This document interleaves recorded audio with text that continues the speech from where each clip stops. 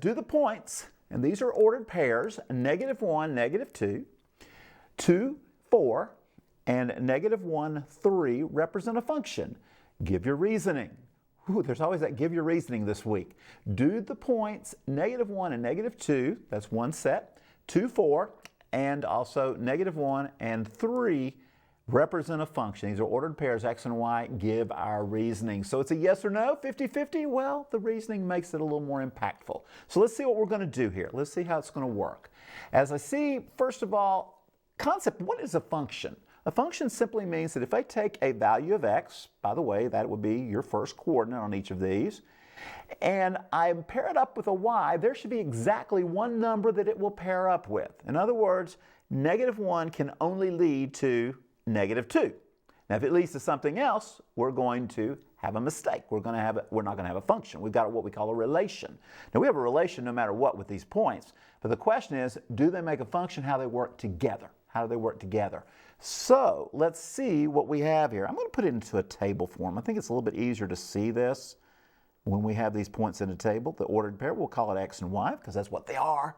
So we've got a -1 and we have a -2. We mentioned that already. We have this little 2 and 4 business. And down here we've also got, we've got another -1. That's a flag right there, all right, which supposedly leads to 3. All right, dear friends, in a function, -1 can only lead to one value. Right off the bat, this thing is a no. This is a no. This does not represent a function because you've repeated the -1 going 2 times to 2 different values, all right? So notice here, -1 went to -2, but it also led to -3. Now 2 does this nice little thing. It leads to 4. But folks, all it takes is one problem here, one little hang up, and there it is, that -1 going to 2 different places. So the big answer, no, no, you get the idea. It is not a function. Now, you say, Ernie, what would you have done? Any number but -1 and 2 for this third x value would have made it kept it being a function, all right? Would make it work in relationship. So this is what we call a mapping, by the way. We call this x mapping to y.